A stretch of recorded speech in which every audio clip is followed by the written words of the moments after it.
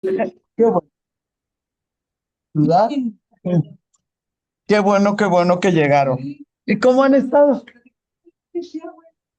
Ah, segunda acción y a mi hija le dio influenza una semana que superaba el bebé. Ay, Dios. Entonces me quedé con la criaturita. Sí. Y bueno, ¿cómo está Cecilia?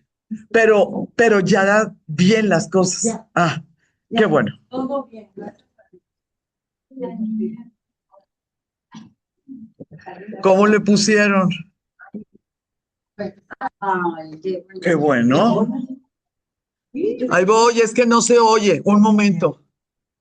Ah, muchas gracias. Claro, claro. Try not here, try up. Ahí está. Muy buenos días. Estoy teniendo problemas con el micrófono. Ahí voy, ahí voy.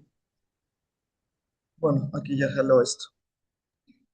Estábamos todas, chuleándote y definitivo. Hola, Laura. Hola, hola. Por ahí estaba Janine, nada más que ya se me fue. Ahorita a la mejor vuelve. Eh, Te escuchas muy bien, entonces ah, todo en ah, orden. Gracias por decirme, porque en lo que me dice el Zoom a mí casi no se oía. Así que gracias por comentarme.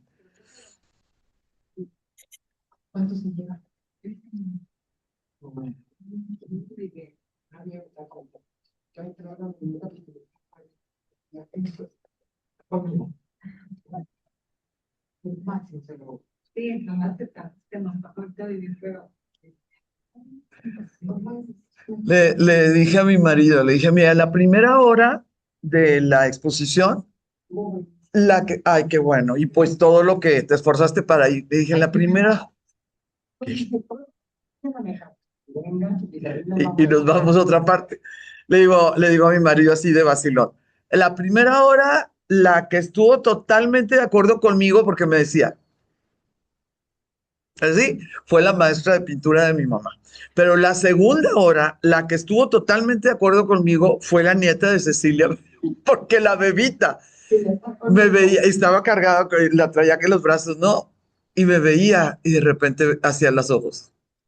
Y yo, ay, qué bueno, ya estuvo de acuerdo.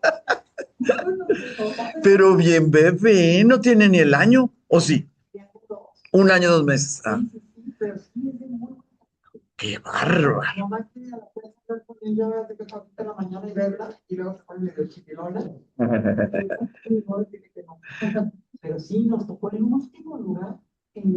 Qué bueno, porque pues con la carriola. ¿Ella es amiga tuya o es... Ah, es que ya después no supe si era familiar tuyo.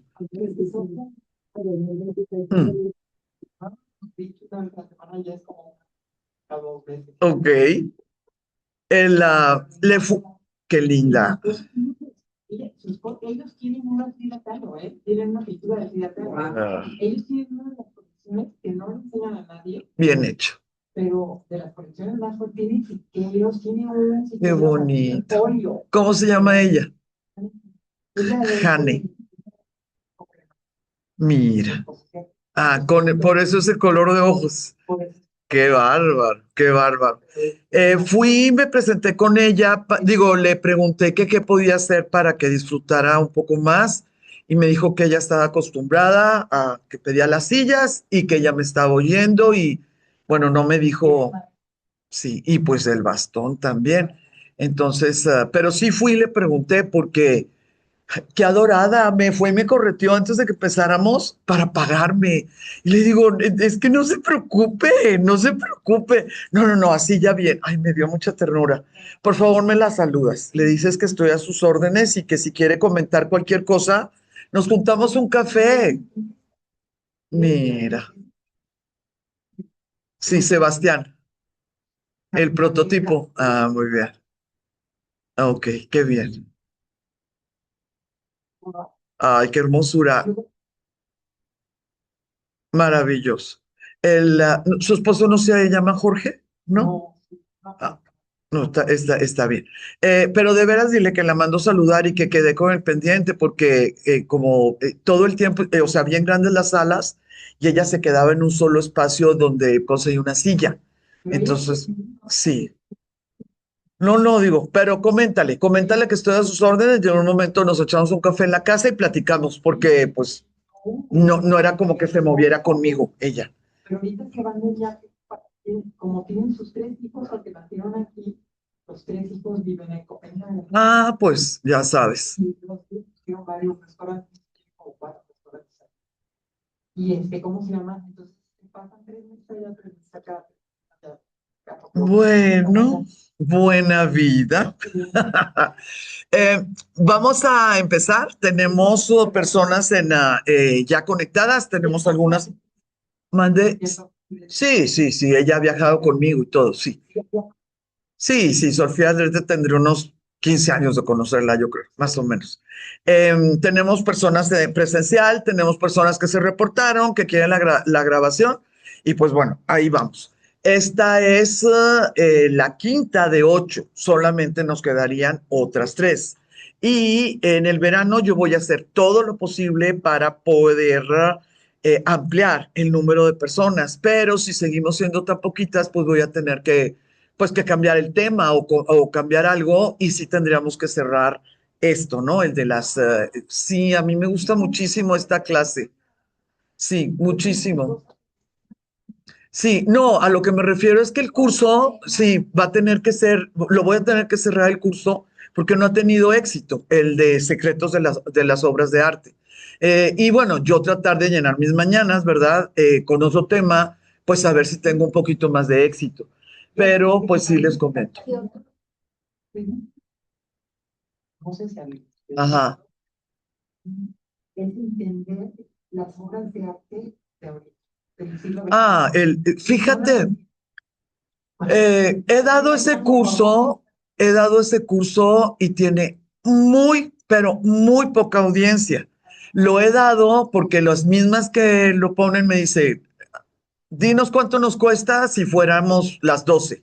Y ellas ya están dispuestas de lo que quieran, lo he dado como 2 o 3 veces. Pero la mayoría de las personas sienten que estamos hablando de mugrero. La mayoría de las personas no están de acuerdo en perder, no sé, 20 horas de un curso, por ejemplo, para poder entender por qué la locura, ¿no? Las locuras que se están haciendo ahora. Yo lo disfruto mucho porque a mí el arte contemporáneo realmente es lo mío, pero es rarísimo, rarísimo que alguien diga, ok, ahí te va mi aportación de las 20 horas, de las 30 horas, para que me digas por qué esa locura tengo que respetarla. No me va a gustar, pero ¿por qué respetarla? Es muy raro. Eh, tal vez lo pudiera ofrecer, porque yo lo disfruto, pero casi seguro que no vamos a tener así como que tanto. Sí, ya sé que es. Ah, gracias, Ana Carolina, gracias. Entonces, mira, vamos a ver, ya esta es la quinta, nos quedan 3, luego ya es el verano, y en el verano, pues tratar pues yo, ¿verdad?, de hacer mi trabajo de promoción, eh, y definitivamente, pues, tratar, porque yo esta clase la tengo preparada hasta diciembre. O sea, todas las clases ya están preparadas. En diciembre las preparé todas hasta diciembre pues para aprovechar el tiempo que le invertí. Pero seguimos siendo muy poquitas.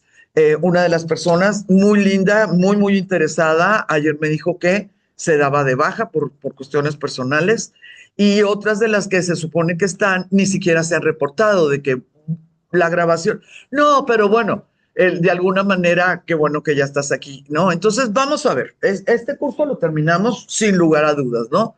Y en verano, pues yo les tendría que avisar. El día de hoy vamos a ver más que una obra y sus secretos, vamos a ver a un artista.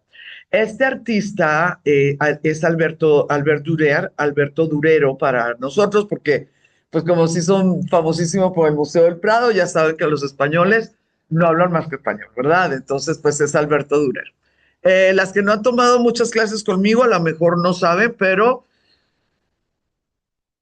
he sido novia de los más guapos a través de la historia, y Alberto Durero fue uno de mis novios. Ni modo, muchachas. Lo puedo compartir porque pues duró mucho en esta vida, ¿verdad? Pero fue uno de ellos. A mí se me hace la idealización que hizo de él mismo, se me hace un hombre guapísimo, lo cual no quiere decir que así que haya sido, ¿verdad? Él, su nacimiento, su familia, su formación, su fama, no hay duda, va a ser Nuremberg. Entonces, a él sí le podemos decir, pues, maestro o pintor alemán. No, no hay con que si flamenco, que si holandés, ya ven que más abajito siempre hay un pendientón. Y con Alberto Durero, en vida, sí, gracias a su fama, sí va a ser muy influyente. Sí, como la gente lo conocía de boca en boca y lo que quieran, sí influyó en otros artistas. Entonces yo con tranquilidad aquí les pongo, es el artista más famoso, influyente e influyente del Renacimiento alemán. ¿Va a tener que ver algo con Italia? Sí, sí va a tener algo que ver con Italia, pero esa relación que va a tener con Italia va a ser más con técnicas, no tanto con ideologías. No podemos pensar o no podemos decir libremente que él, al pertenecer a un renacimiento, abrazó alguna filosofía neoplatónica, como sí lo podemos decir de los grandes del Renacimiento, pero que estuvieron en Florencia o en Roma. Él, dentro de la época que le tocó vivir y de los dos viajes que hizo específicamente a Venecia, él lo que se va a traer van a ser libros, pero libros de técnica en cuanto a proporción humana, en cuanto a anatomía, por supuesto, en cuanto a preparación de colores. Él, por razones absolutamente personales o circunstanciales, él siguió pintando en tabla.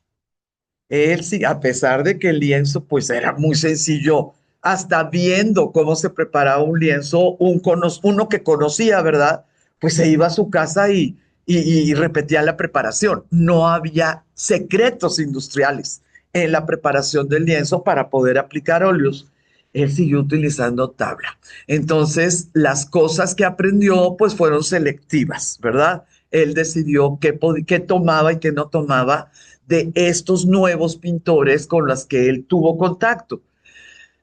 Lo que yo voy a hablar principalmente lo que voy a hablar de él en esta clase va a ser antes de que se abra el 16. O sea, voy a hablar de cuatro obras de él. La última la creó en 1500. Él va a vivir hasta el 1528 y va a hacer muchísimas cosas, muchísimas. Pero esta clase voy a centrarla en esas cuatro. Dependiendo del tiempo, claro que tengo preparadas más obras de él y bueno, pues tal vez pudiéramos platicar un poquito más de él. Alberto Durero fue famoso en media Europa antes de cumplir los 30 años de edad.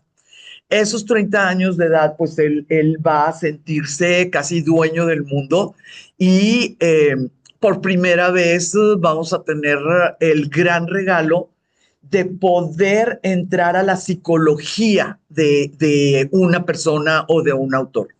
¿Por qué fue, bienvenida, por qué fue increíblemente famoso? Por una serie de grabados.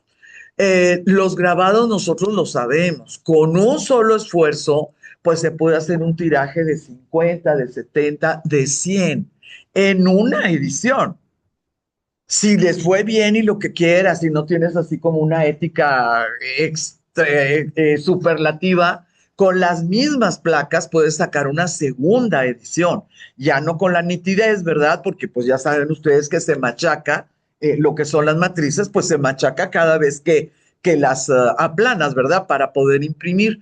Pero podemos estar hablando que con un solo juego de placas, pues pudiera haber 150 o 200 series y esas 150, 200 series pues caminan y caminan y caminan, principalmente porque el precio nunca va a ser comparable, ¿verdad? Con lo que te pudiera costar un óleo o un temple, ¿verdad? Tú como coleccionista o como funcionario de gobierno o como figura eclesiástica. Entonces, estas silografías del Apocalipsis de 1498 van a ser admiradas, van a ser realmente envidiadas, van a tratar de aprender de él. La xilografía tiene una particularidad. Es mucho más difícil manejar placas en madera. La xilografía, las placas son en madera.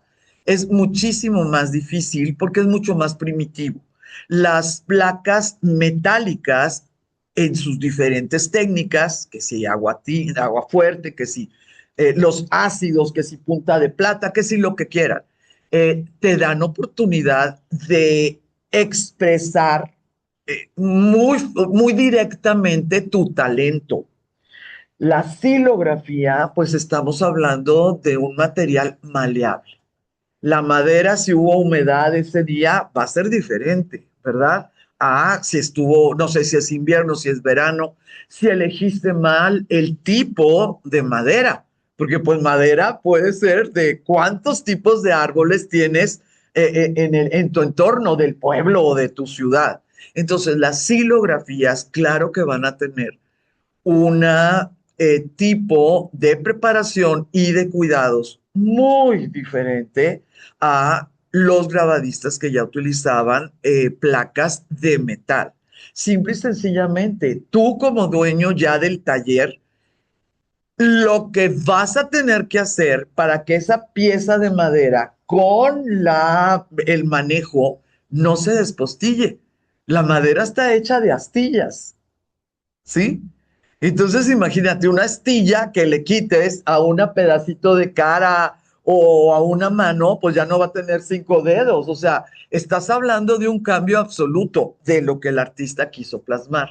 Entonces, las silografías no solamente hay que pensarlas como un arte o una técnica primitiva comparada con lo que estaban haciendo los grabadistas de su época y más adelante con placas de metal. No solamente hay que pensar, no, pues le gustaba la xilografía, pues por primitivo, y le gustaba pintar en tabla, pues por primitivo. No, también hay que pensar que el grado de dificultad, pues a lo mejor también era un reto para él. Ya ven que muchas veces cuando llegan las novedades, los artistas o los artesanos que manejan una técnica, lo que creen que es parte de la ociosidad o de la displicencia de las nuevas generaciones. Yo creo que sí les ha tocado, ¿no? En mi tiempo yo tenía que limpiar los, no sé, los zapatos. Ustedes agarran ese liquidito, no, no sé, algunas cosas o ahora con la inteligencia artificial, ¿no? Ilustrar un libro con inteligencia artificial. En mis tiempos, un ilustrador, etcétera. Cada vez que surge una técnica que facilita, en cierto sentido de la palabra, ¿verdad? La acción, pues si hay una resistencia por las personas que les costó toda una vida desarrollar, pues una técnica, la que quieran, ¿no? La que quieran. Eso no sabemos qué pensó Durero. No sabemos si era una cabeza dura que no quiso cambiar a lienzo o a metal, o si realmente era tan vanidoso, que es lo que la característica, el adjetivo que siempre se relaciona con Durero, ¿no? La vanidad, el ego. O si él era tan vanidoso que seguía utilizando lo difícil, la forma difícil de hacer las cosas para probarle algo a sus mecenas, ¿sí? Esas dos opciones no las conocemos, no las sabemos. Sabemos por cartas que la serie del Apocalipsis que se creó, bueno, en Alemania, ¿verdad? En Nuremberg, en 1498 y que empezó a caminar, 99, 500, 505, 506, empezó a caminar por Europa. Sabemos por algunas cartas que llegó a ser admirada por maestros italianos de la talla de Rafael, de Tiziano, de Bellini y hasta de Leonardo da Vinci. Tiziano y Bellini es muy, pero muy fácil entender por qué, porque la relación con la ciudad con la que tuvo relación este hombre, 7 años ya después de que ya era famoso, ¿no? Por el Apocalipsis, fue Venecia. Entonces es muy fácil imaginar, pues, con quién pudo tener relación o con quién pudo platicar o al menos saber allá va Bellini, no, aquel es el taller de Tiziano, algo por el estilo. El Rafael y Da Vinci, bueno, vamos a creerles a los historiadores del arte. Vamos a estar en paz, ¿verdad? Y decir, ok, los grandes de esa época, por supuesto que tuvieron que admirar pues a los grandes contemporáneos o a los famosos. Alberto Durero ejerció una influencia determinante en los artistas del siglo XVI, tanto alemanes como de los Países Bajos. Si nosotros estamos pensando que ya cuando se abre el siglo XVI, en los Países Bajos ya tenían muchos enojos y muchas dudas con respecto a su relación con los católicos del sur, porque bueno, ellos están allá arriba, ¿verdad?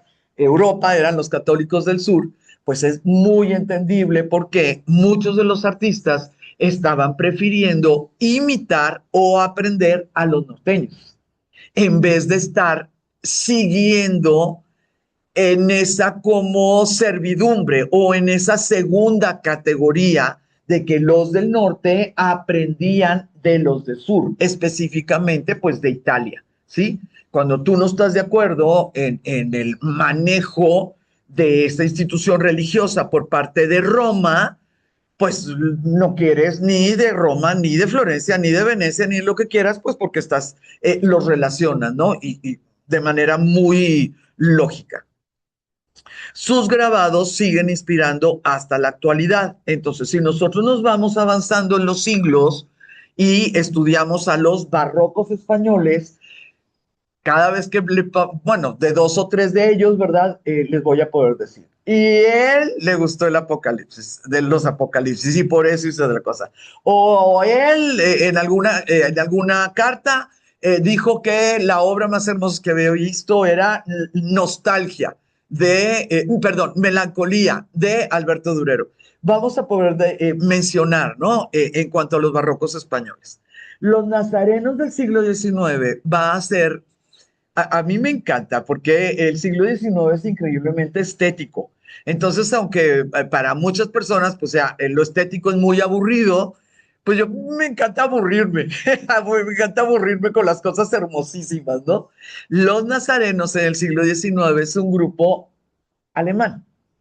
Por supuesto que ellos conocían la obra de Durero, sí, es como si nosotros, es que ¿cuánto has estudiado arte? Pues no, nunca he estudiado arte.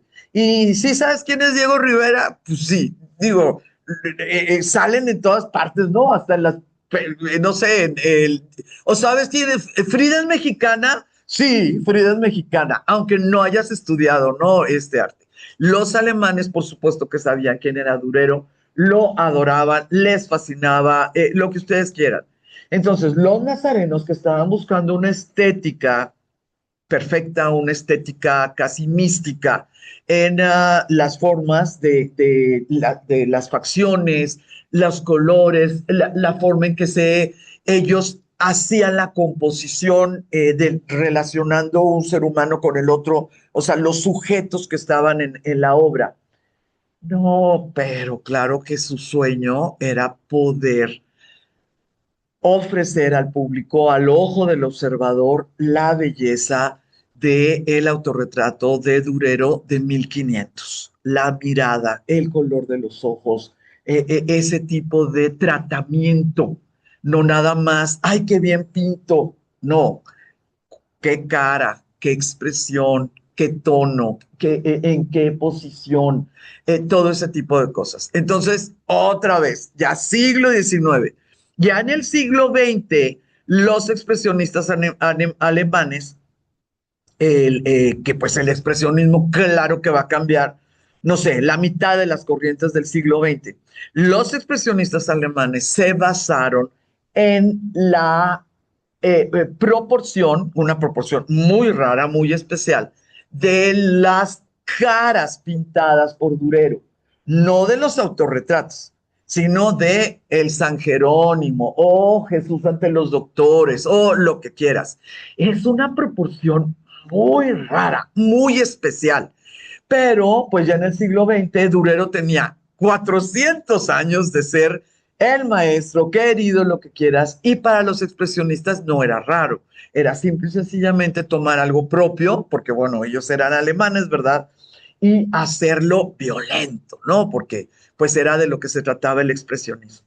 Entonces, nuestro querido Alberto Durero, lo que hizo en vida y que él estuvo increíblemente orgulloso de sus logros, pues sigue vigente, a veces por él mismo o a veces por la corriente en la cual influyó. Él sí nació alemán. Su papá, si llegó chiquito, pues fue criado como alemán, pero su abuelo era húngaro. En tiempos donde Hungría y Alemania, pues no crean que estaba así todo maravilloso. Estamos hablando de tiempos donde las monarquías estaban tratando de liberarse del imperio. Entonces, este húngaro que haya llegado ahí, pues quiere decir que estaba buscando nueva vida, una manera de vivir mejor. Lo que sí sabemos es que el abuelo era orfebre. También sabemos que el abuelo le enseñó orfebrería al papá de Alberto Durero. Y también sabemos que tanto el abuelo como el papá le enseñaron de niño en casa el arte de la orfebrería en cuanto a detalle y composición, en cuanto a diseño. Y gracias a eso fueron muy, pero muy estrictos en cuanto a la técnica de dibujo. Muy estrictos. El abuelo y el papá. Al ser tan estrictos, pues este muchachito a los 13 años de edad va a pasar un examen, una prueba que le hizo su abuelo, que qué bueno que no era mi abuelo, ¿verdad? Porque por lo visto era medio maligno. Ya saben que en otros tiempos lo que buscaban era el fracaso para que aprendiera el alumno, ¿no? En nuestro tiempo lo que se busca es el triunfo para que se estabilice la autoestima, ¿no? Del alumno. Es totalmente diferente. Algo que, bueno, son detalles sin importancia en el sentido de la obra, pero sí me gustaría recordarles, pues, que cada vez que nosotros vemos este monograma precioso y muy reconocible, pues ya nunca se nos va a olvidar que es Alberto Durero, ¿verdad? Él no firmaba, él ponía el monograma. Y ese monograma es una puerta, porque el apellido en húngaro, que se fue cambiando y cambiando, se le quitaron letras y ya con la pronunciación se quitó ya en la tercera generación, lo que significaba era fabricante de puertas. Entonces él de alguna manera está recordando que la D no solamente es Dürer en alemán, sino que también en algún momento pues fue su familia, ¿verdad? Fabricante de puertas. Eh, de su primera formación, el joven Durero heredó el legado del arte alemán del siglo XV, porque pues él nació en el siglo XV, con sus ricas texturas, colores brillantes y figuras con gran lujo de detalle. Ese gran lujo de detalle sí tiene mucho que ver con el talento personal, pero muchas veces ese talento personal tú empiezas a guardarlo porque no es lo que quiere la época o no es lo que quiere la ciudad. Por ejemplo, en estos tiempos, en la, ¿pudiste entrar a otra de las salas o ya no pudiste entrar a otra sala, Cecilia? Ayer, sí. Cuando nosotros, ayer que estuvimos en el Cabañas, que pudimos entrar a 4 exposiciones, pues muy interesante cuando yo me puse a despotricar por el mugrero de 2 de las salas de una de las exposiciones y luego me salí y entré a la última sala y hagan de cuenta que, no sé, había entrado en un viaje astral, porque era una sala perfecta, maravillosa, muy joven la artista, era individual y podías entender la técnica en cuanto a talento y podías entender el nivel intelectual en cuanto a diseño, en cuanto a proyecto.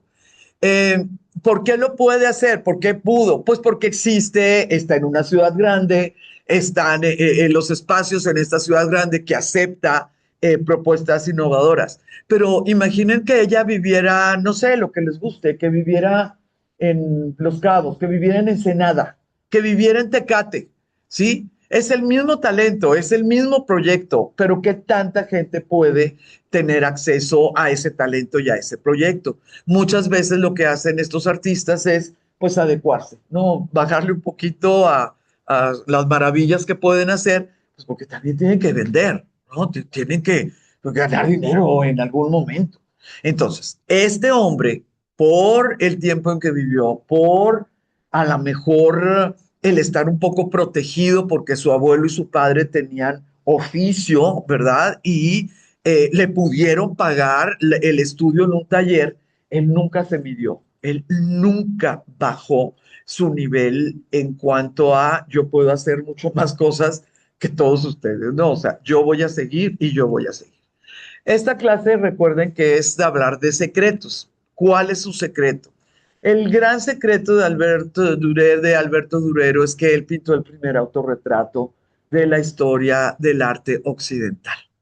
Muchas veces sabemos, reconocemos algunos de los autorretratos de Durero, principalmente el que está en el Museo del Prado, pero no todas las veces tenemos claro que él va a ser el creador, el que va a empujar a la sociedad a merecerse ser pintado, ¿sí? ¿Por qué me voy a pintar yo? ¿Quién me va a querer ver? Pues nadie. O sea, ¿me falta algo para pintarme a mí mismo? Pues no, ni modo que no pueda pintarme a mí mismo. Pero ¿por qué lo voy a hacer? ¿Qué sentido puede tener? Esa pregunta, que la respuesta era, ¿para qué lo voy a hacer? Para nada, por lo tanto no lo hago. Pues es la misma situación en la cual en los tiempos del Renacimiento es, ¿y por qué estás pintando a esta mujer vieja, desdentada? No tiene ningún sentido. Y los humanistas decían, claro que tiene sentido, existe. Por lo tanto, puede ser pintada, puede ser representada. Ay, ¿por qué tienes que poner tan horribles las heridas del Cristo o del, no sé, depende, ¿verdad? Porque así fueron. ¿Cómo que por qué lo tengo que hacer? Pero es que tenemos 2000 años de que no se tiene. Pues sí, pero por eso tengo el talento, tengo el ojito, sé cómo se ve una cortada, así lo tengo que pintar. Y ese así lo tengo que pintar, pues es la forma de pensar de los brincos, ¿verdad? Del arte dentro de nuestro occidente cuando vamos a los artes contemporáneos, ¿verdad? Es que ¿por qué tuvo que poner a todos estos mutilados? Porque la pregunta que se hizo pues, fue la misma pregunta que se hicieron hace 500.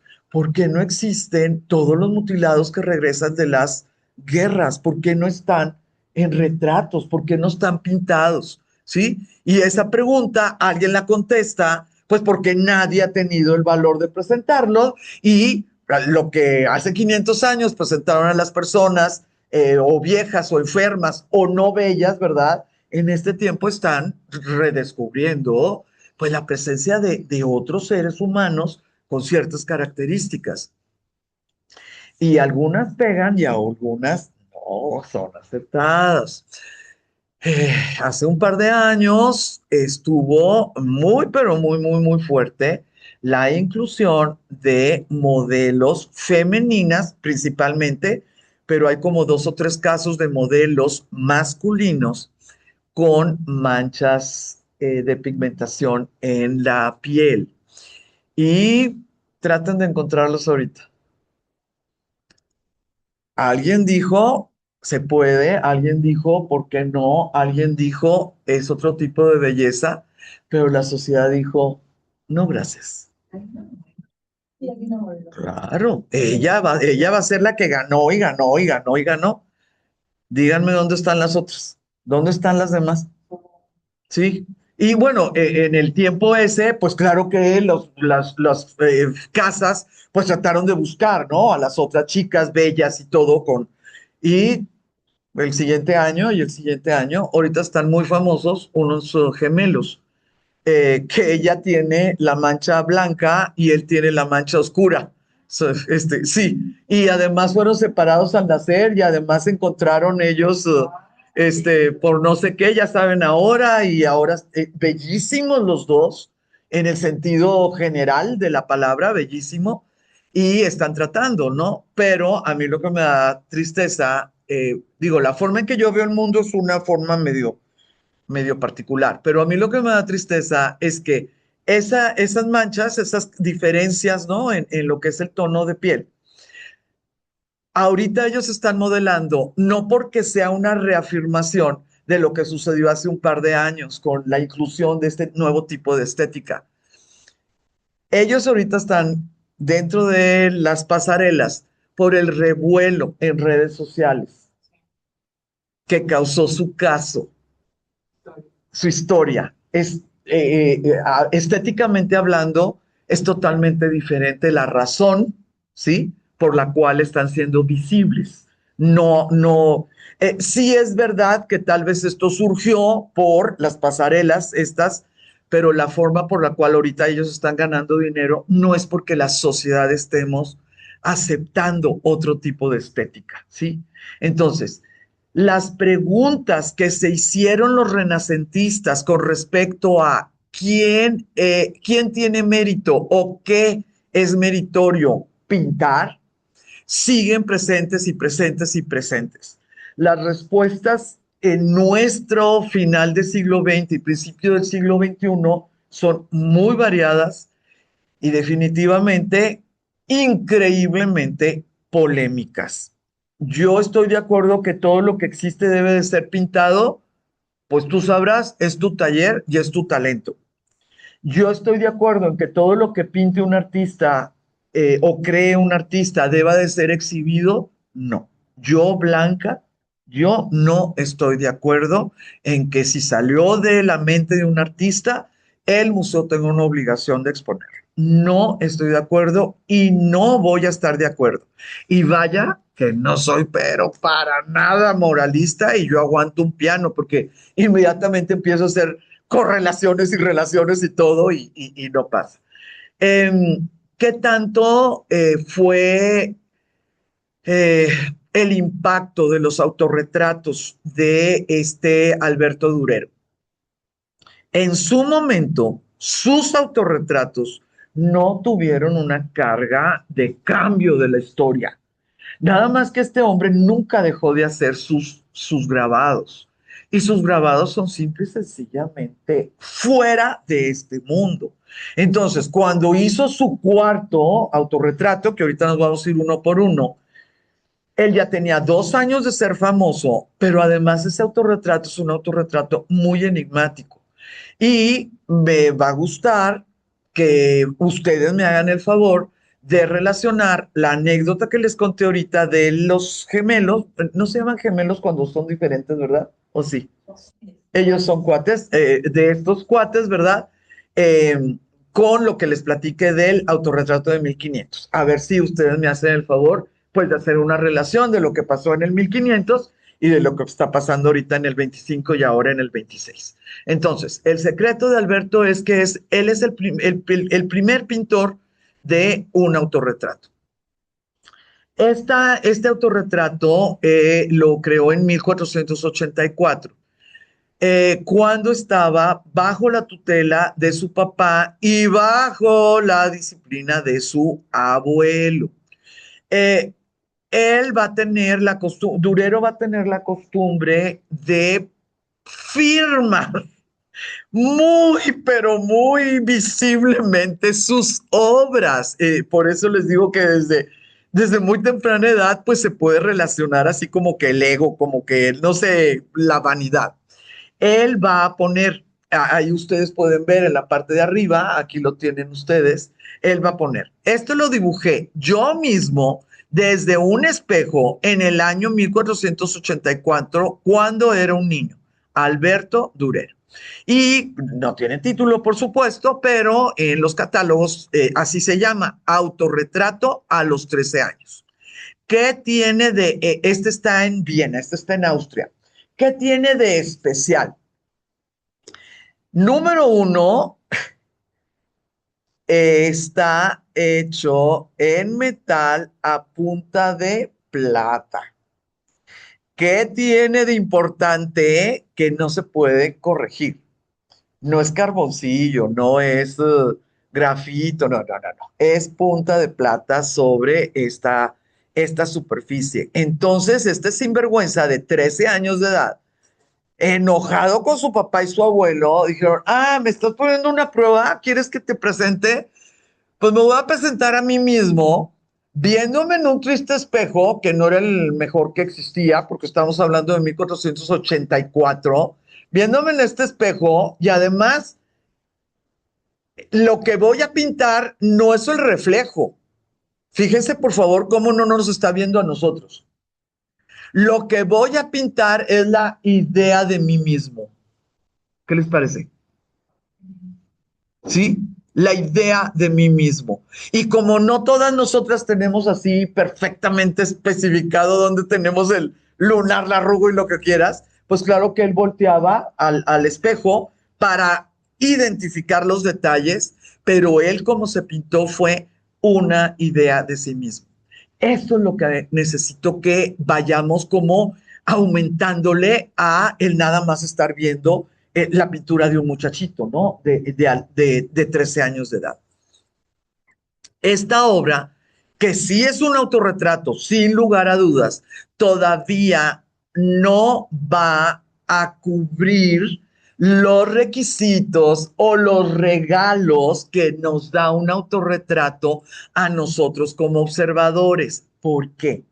Porque no nos está viendo a nosotros, porque no está de alguna manera que nosotros podamos decir, ay, no, se pintó a sí mismo eufórico, se pintó a sí mismo triste, se pintó a sí mismo loco, acuérdense de Van Gogh, ¿verdad? Lo que quieras. Aquí él, pues sí, es un autorretrato, pero no se considera el primer autorretrato, ¿sí? Es como técnica, sí se pintó a sí mismo, pero todavía no cubre las características psicológicas, por decir algo. Quiero decirles algo, quiero comentarles algo. Miren, la tecnología europea de los espejos fue concentrándose en una sola ciudad. Claro que ustedes saben que fue Venecia, específicamente Murano, ¿verdad? Curiosamente, el pulido de vidrio no solo mejoró notablemente la calidad de la reflexión de los espejos, del reflejo de los espejos, sino también es el origen de los anteojos, ¿sí? La posibilidad de ese vidrio sin deformaciones, ¿verdad? Por cuestión de la fabricación. Desde finales del siglo XIII, o sea, 1291, 1391, 1491, ¿sí? Los espejos tenían 200 años de estar evolucionando. Para cuando este muchacho en Alemania dijo que se había estado viendo en un espejo. Entonces, por favor, no, pues es que es finales del siglo XV. Ay, este pobre ha de haber tenido un espejo de obsidiana. No, no, no, no. Ya desde 1291, esta técnica ya estaba como un secreto industrial en Venecia. Cuando este muchacho hizo esto son 200 años después.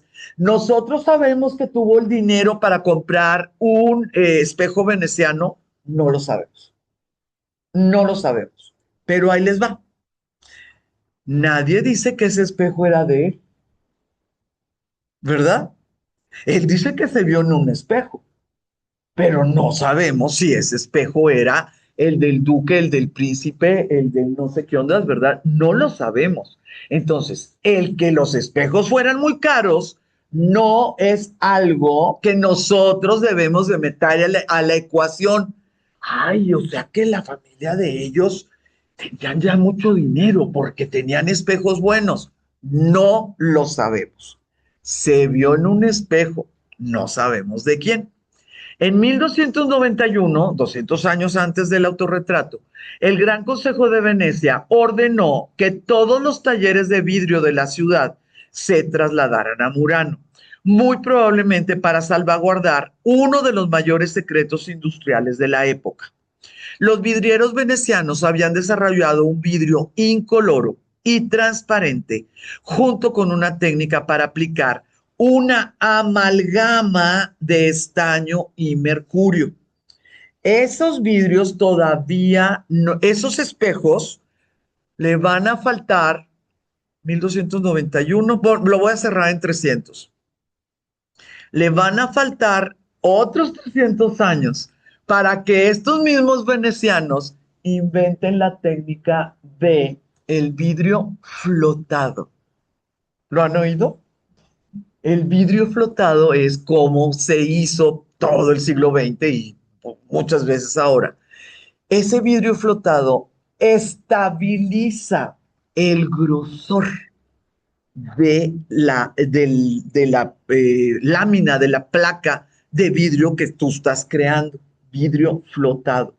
Entonces, fíjense, los espejos que pudo tener, a los que pudo tener acceso Durero, eran espejos del primer avance de los venecianos. Incoloro, o sea, no era celeste como el de Tonalá.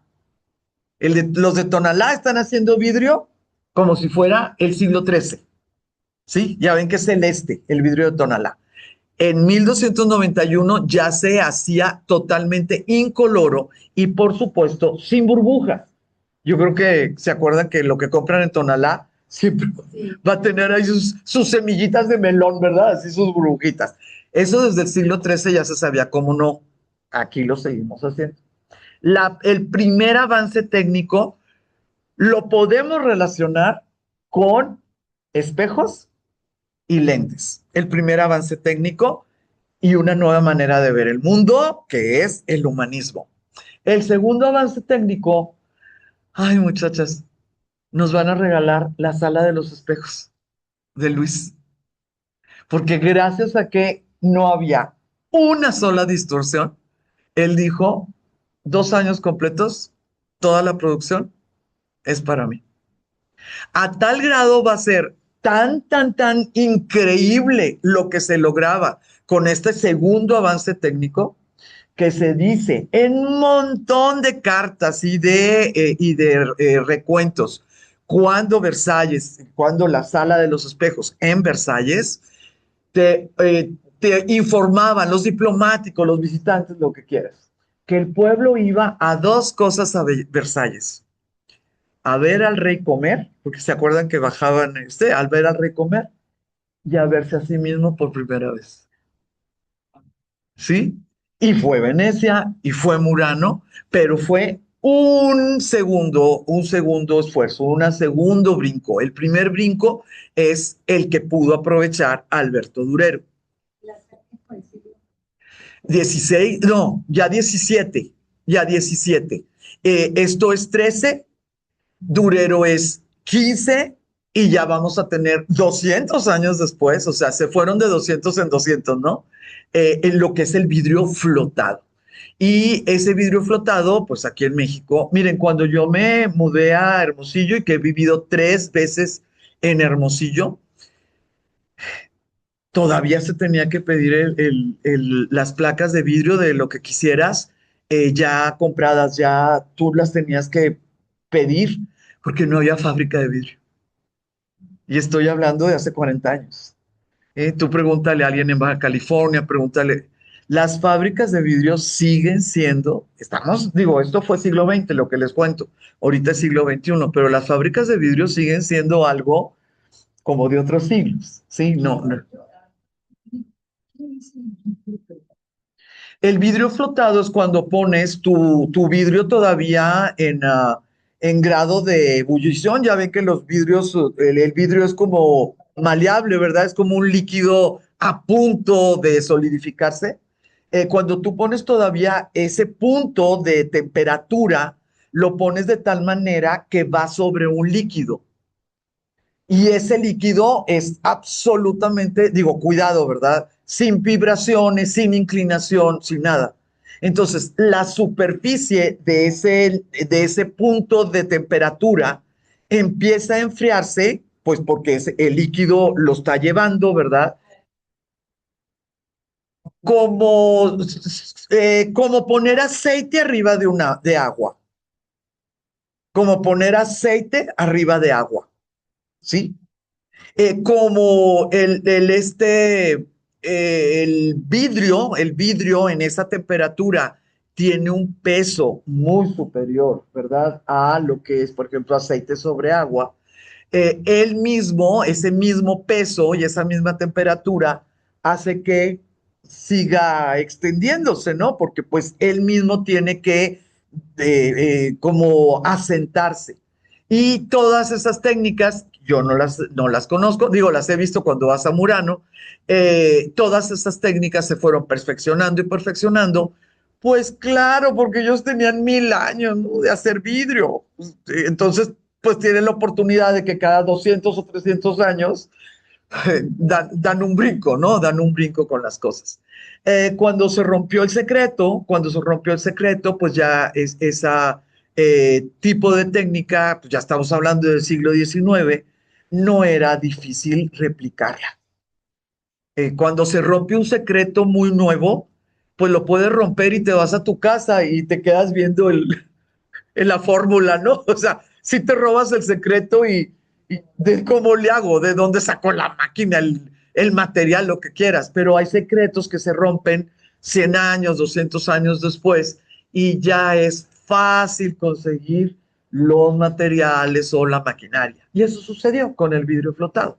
200 años después ya era imposible que se guardara, ¿no? El secreto industrial. Sí quisiera comentarles que por siglos, los artesanos en Murano gozaban de un estatus privilegiado, pero la salida no autorizada de la isla o la divulgación de las técnicas se castigaba severamente.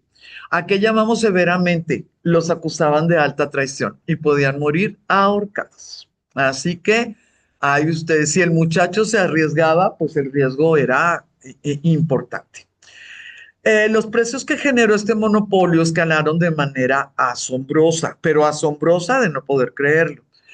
Por ejemplo, tenemos algunas situaciones donde en el siglo XVIII, o sea, estamos hablando de esto sucedió en el XIII y ellos siguieron teniendo el monopolio, luego pues la preciosura de Versalles, así lo que quieras, ¿verdad? Pero tenemos un dato que en el siglo XVIII, una de las guerras pagó ya ven que cuando se hacen los acuerdos se les ponen multas, ¿no? A los perdedores. Y en una de las guerras se pagó con espejos venecianos. No oro, no plata, no gente, con espejos venecianos. Y en la nota, en alguna de las notas de algunos de los generales, la nota dice, no es que esté corroborada, pero nada más para darnos una idea, ¿sí? Que con esa cantidad de espejos venecianos que se pudieron cobrar ya después del acuerdo, se pudo fabricar en un astillero un nuevo buque. Entonces se pudo reponer pues uno que se había perdido, ¿no? Que se había hundido. Entonces, el monopolio, cierto, pues tú puedes fijar los precios, pero muchachas, nunca va a haber un monopolio de Louis Vuitton si no existieran personas haciendo fila, ¿sí? Para comprarlas. Nunca va a haber un monopolio de las Birkin, ¿sí? La última Birkin fueron 620.000 euros. 600, bueno, la penúltima, yo creo que la última apenas viene, ¿verdad? 620.000 euros. Los monopolios no están relacionados con los que hacen las cosas, sino con la sociedad que está dispuesta, ¿sí? ¿Verdad? Porque si tú no estuvieras muriéndote por tener el espejo perfecto, pues ¿por qué iban a subir los precios? ¿No? Simplemente. Entonces, por favor, los monopolios no son los que ponen los precios. Pero, si nosotros imaginamos que ya en 1484 ya a alguien se le ocurrió que sí podía ser un sujeto de ser pintado, bueno, pues a lo mejor al ratito ya va a ser más. Durero escribió en 1528 que este trabajo fue un simple esbozo, y aquí es lo importante, de la esencia espiritual del impulso creativo del artista. Como fue al final de su vida, no podemos saber si es honesto, si es sincero ese comentario. No importa, no importa. No importa si él a los 13 años nos puso en palabras esta frase, ¿verdad? Pero al final, ya en pleno siglo XVI, el famoso, trascendente, etcétera, sí pudo poner en su idioma, por supuesto, pero sí pudo poner lo que para la historia del arte significa un autorretrato. ¿Sí? La esencia espiritual del impulso creativo del artista. Sus 4 autorretratos que han sobrevivido fueron pintados antes de cumplir los 30 años. Entonces ya tenemos el primero, ¿verdad?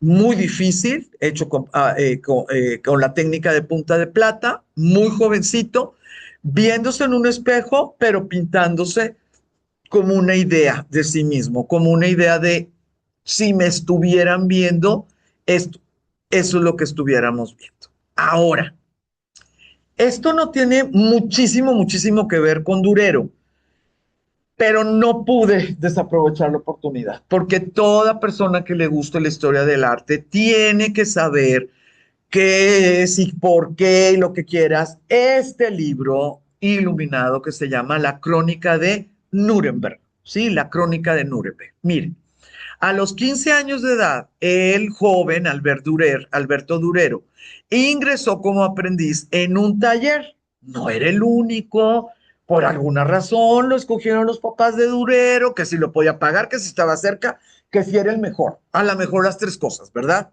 Este señor Wolgmuth, no tengo idea cómo se pronuncia, era dueño de ese taller, tenía el suficiente prestigio como para ser incluido en este proyecto. Este proyecto es como el proyecto que inició este señor, pues Jimmy, o no sé cómo se llama, de la Wikipedia. Sí, o sea, en ese momento la crónica de Nuremberg era ese tamaño de proyecto, si lo queremos pasar a algo pues cotidiano, algo de nosotros. Mire, ¿cómo incluyó al taller? Pues el taller era de grabado, pues claro que lo incluyó para las ilustraciones, ¿verdad? Pues para los grabados. Entre 1488 y 1493 realizaron numerosas silografías para ilustrar lo que en 1493 se imprimió y se le llamó la Crónica de Nuremberg. Este trabajo está considerado, o sea, la publicación de este libro está considerado el libro más ambicioso y más famoso producido en Europa. Bueno, no ahorita en el siglo XXI, pero hasta lo que empezaron la imprenta mecánica. ¿Sí? Cuando da el brinco una técnica, en ese momento se acaba el conteo, ¿verdad? No sé, como ahora el IA, la inteligencia artificial, pues muchísimas de las cosas va a ser antes, fue lo mejor antes de la IA y así, ¿no? O sea, porque los brincos son como muy sustanciales.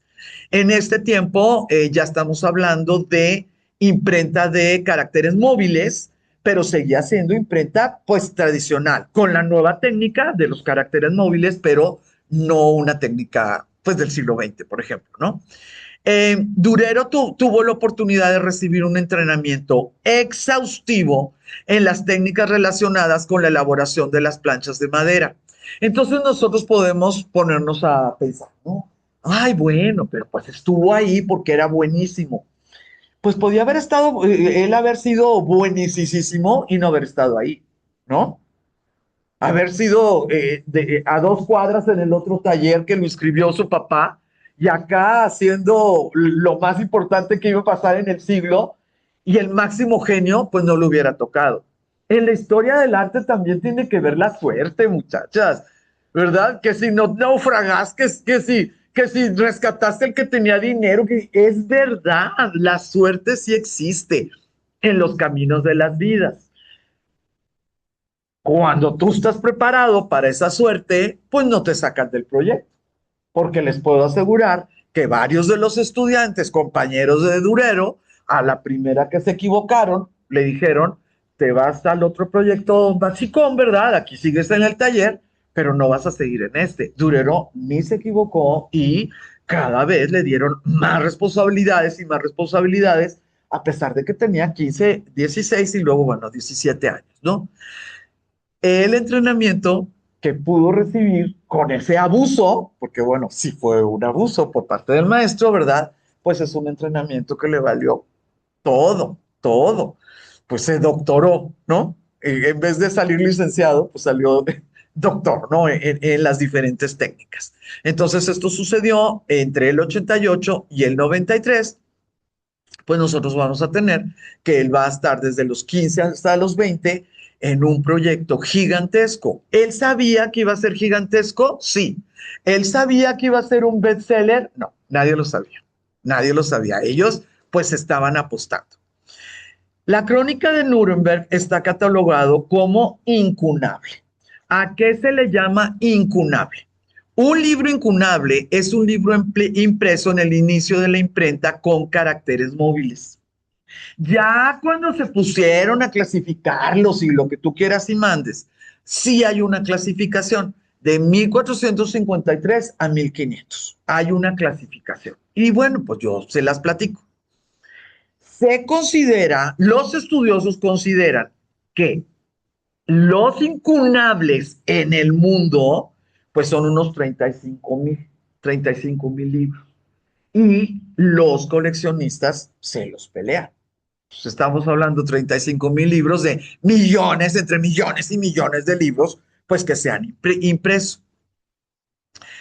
Eh, esa cantidad de ejemplares tienen para los coleccionistas sus diferenciaciones de en cuál ciudad se creó y lo más importante, cuál impresor, porque cada taller de imprenta relacionado con la ciudad en la que estaba tenía calidades muy diferentes.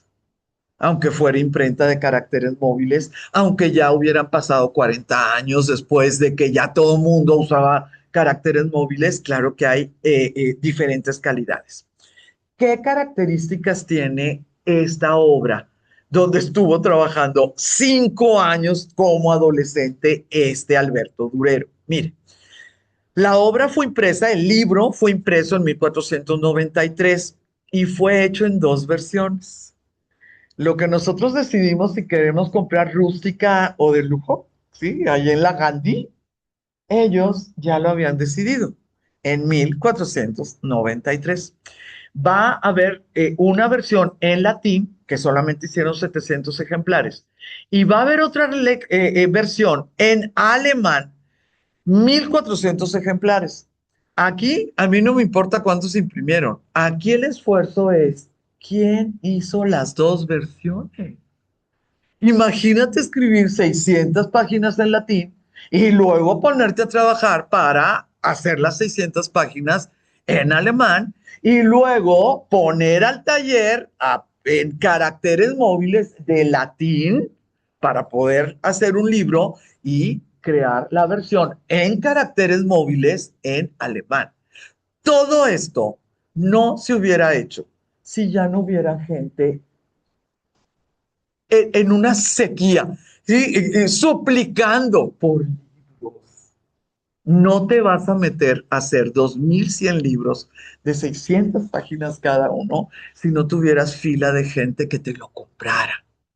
Ese tipo de cosas son las que necesitamos, nosotras que estudiamos arte, las que tenemos que hilar, ¿sí? Esas conexiones son las que tenemos que hacer. 600 páginas de 40, perdón, de 44 por 67. Eran folios completos, ¿sí? Como tamaño tabloide, ¿verdad? Era una cosa espectacular.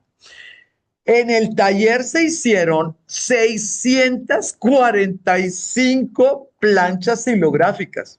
645 en 5 años. Oigan, muchachos, estamos hablando de más de 100 por año. Por más que estés pensando que es un taller, estás hablando de ese tipo de grabado. Vean, no es que, ay, pues es que le pusieron la letra D con florecitas, ¿no? Como las ilustraciones de la Edad Media. Estás hablando de grabados increíblemente, pero increíblemente complejos. Y eso lo aprendió a hacer este muchacho cuando tenía 16, 17, 18 años. Pero fíjense qué cosa tan, pues especial, ¿verdad? De 645 planchas, se sacaron 1804 ilustraciones. ¡Qué barbaridad! Eso quiere decir que con una sola plancha le ponían, le quitaban, le tapaban, le ponían grasa, pues para que no agarrara tinta a X pedazo y la renovaban. Con un solo trabajo del taller, los impresores lograron tres tipos de ilustraciones. ¿Qué críticas van a tener siglos después? Que algunas ilustraciones están repetidas y que no guardan una relación directa con el texto. Pues la verdad yo me muero de la risa, ¿verdad? El trabajo de 645 silografías, pues pónmelas seguidas 3, 4 veces y cada vez que le pases la impresión, muchas de ellas están pintadas a mano.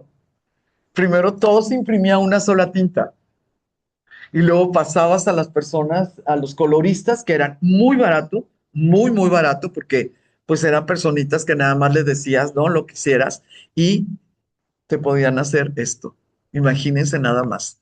Entonces, la crónica de Nuremberg va a suceder en la ciudad donde este muchacho orgullosamente va a ser parte de ese macro proyecto y además, pues cuando tú vives en un medio que decide que puede hacer proyectos gigantes, los muchachos empiezan a pensar en grande, muchachas.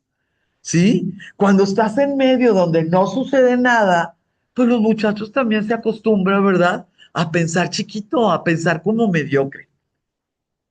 Narra la historia universal basándose en el relato de la Biblia. Es conocido por sus numerosos grabados de ciudades de la época y por contener uno de los primeros mapas de Alemania y del mundo impresos. Se reimprimió 3 veces en 10 años. Fue un éxito editorial espectacular.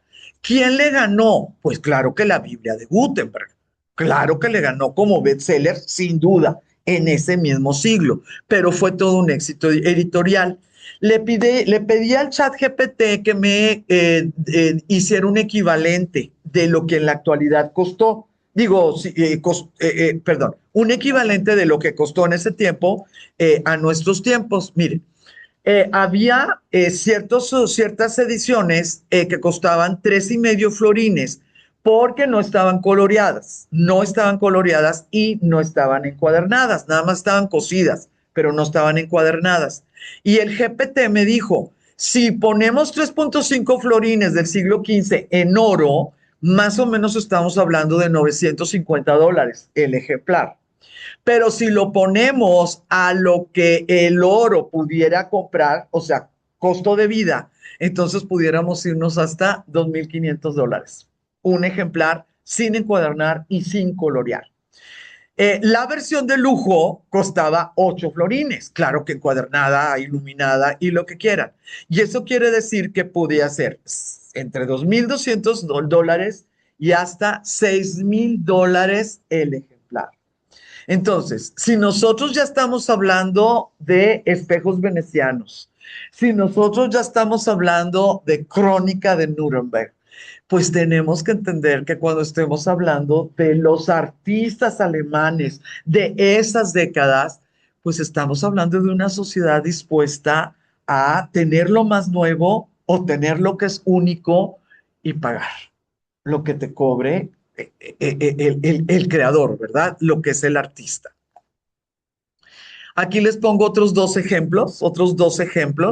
Pues nada más para que vean cómo no está en columnas, como pues rompiendo, ¿no? La forma en que se hacían las cosas.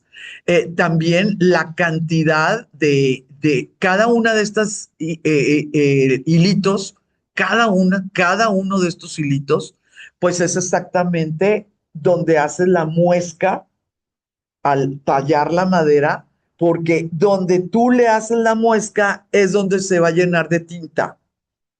y donde se llena de tinta, pues es lo que va a manchar el papel.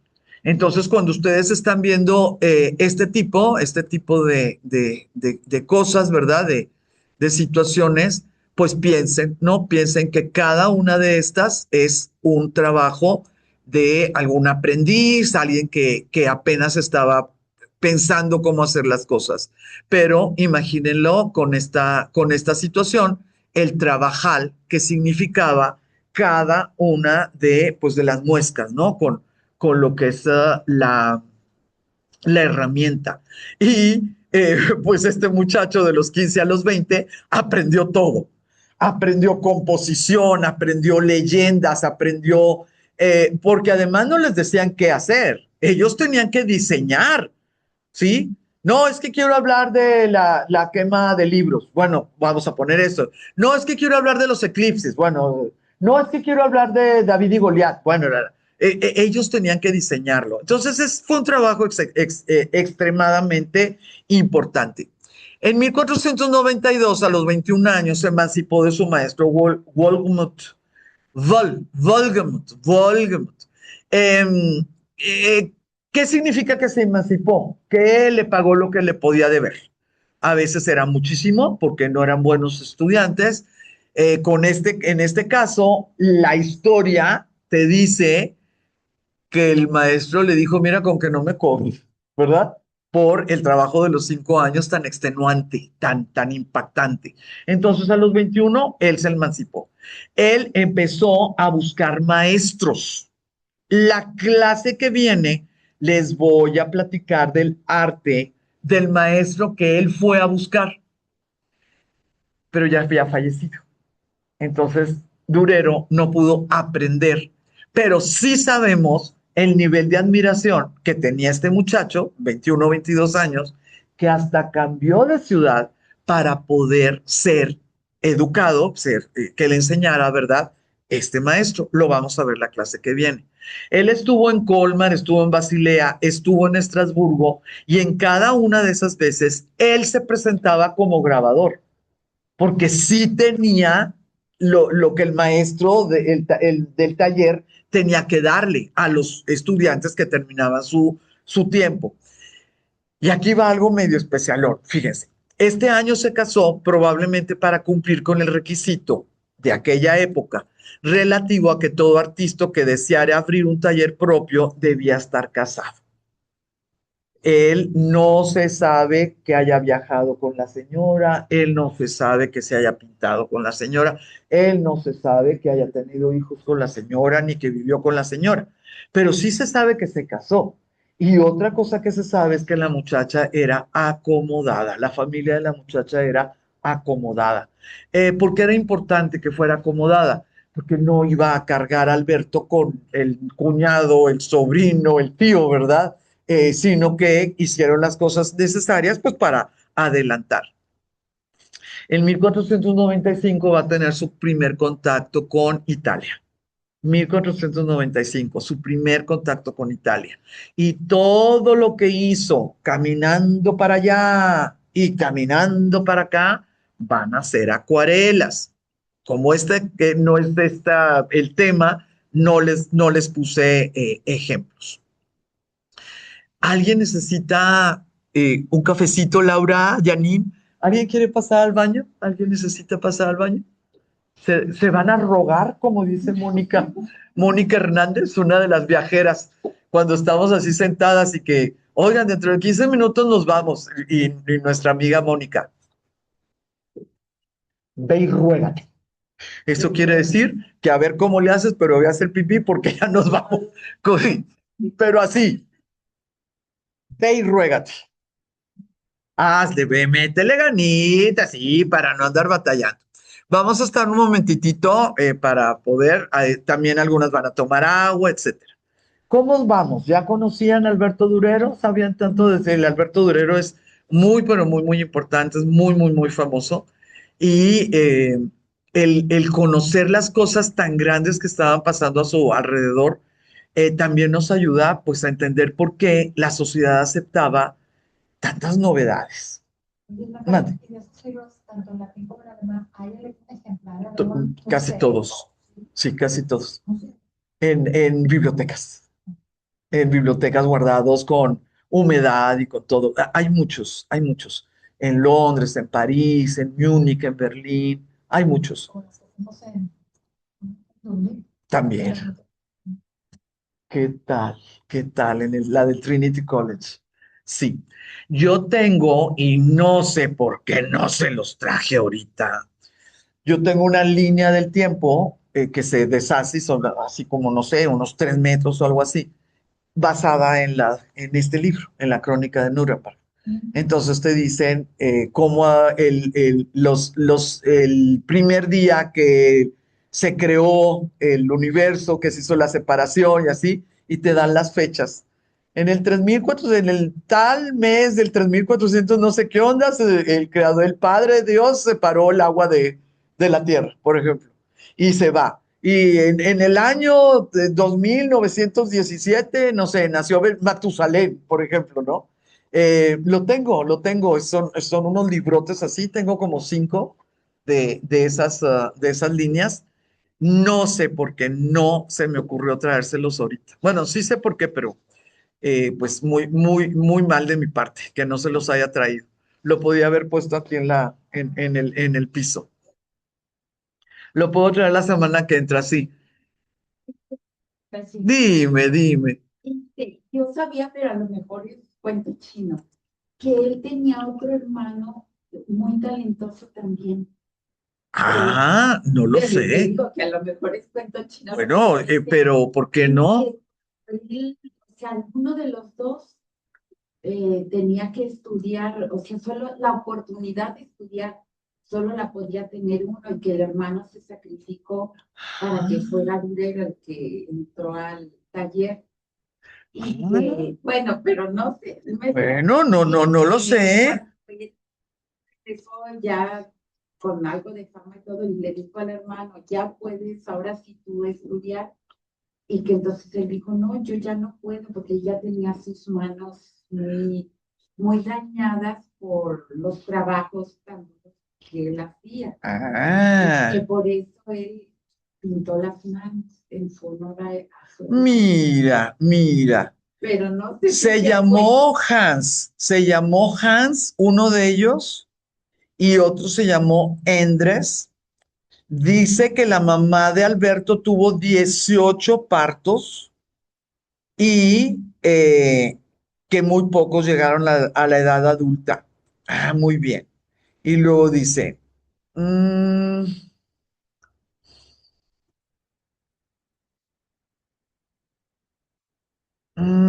dice que uno de ellos fue muy famoso en Polonia y que trabajó casi siempre en Cracovia. Ah, ok. Dice, una historia muy popular, aunque probablemente legendaria, está relacionada con las manos. ¿Qué es lo que me estás diciendo ahorita? Ah, muy bien. Dice, esta historia circula mucho, pero los historiadores consideran que no hay evidencia sólida y que es más bien un mito relacionado con la fama del pintor. Pero es bueno conocer lo que está alrededor, definitivamente, te agradezco. Y se supone que esa leyenda o eh, pues ese rumor es Hans. Y hay otro que se llama Endres o Andreas. Em,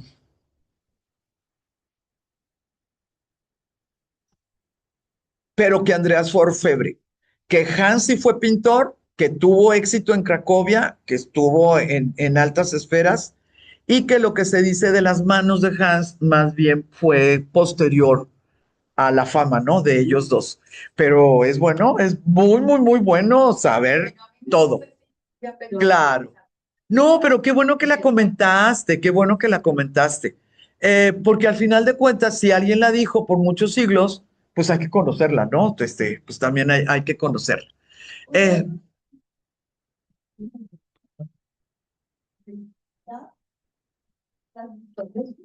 se llama, bueno, no, que se llama Why Beauty Matters.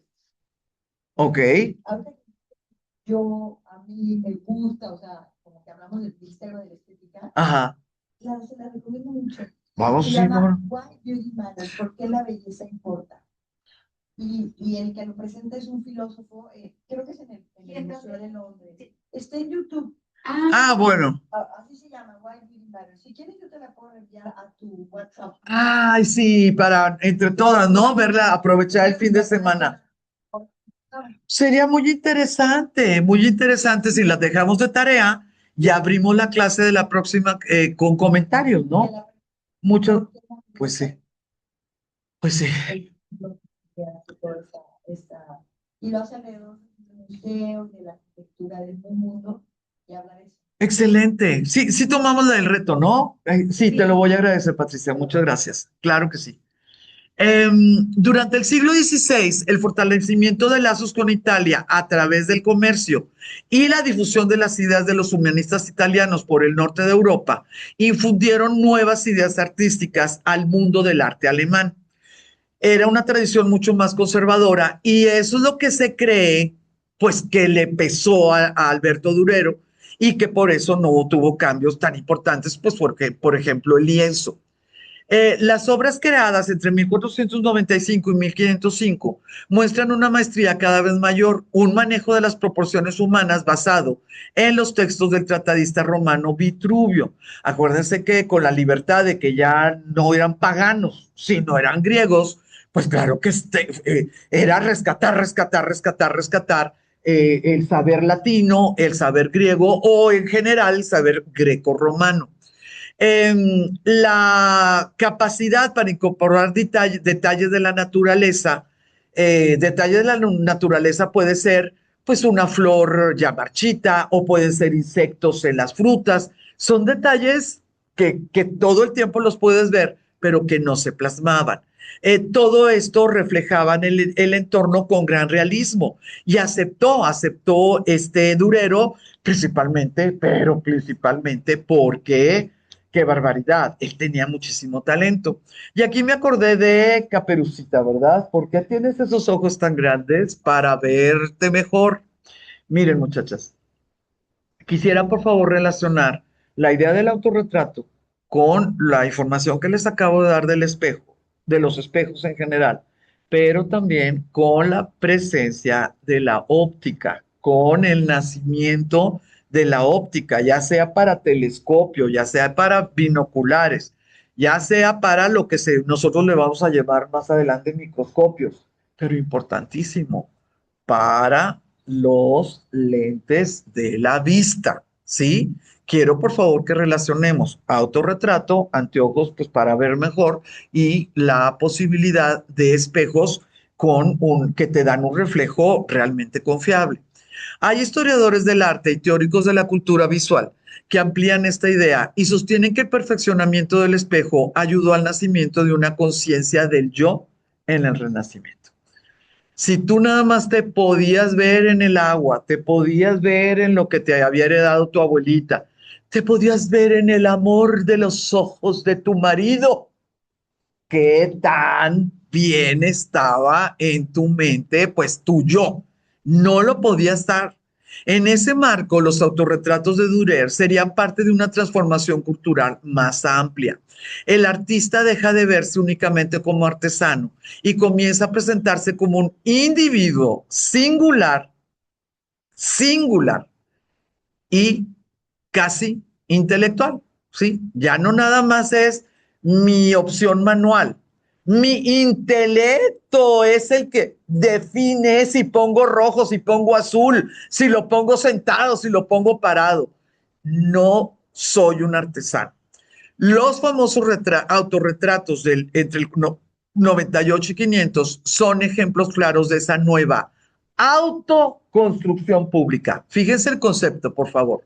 Autoconstrucción pública. Entonces vamos a tener un nuevo tema dentro del estudio del arte.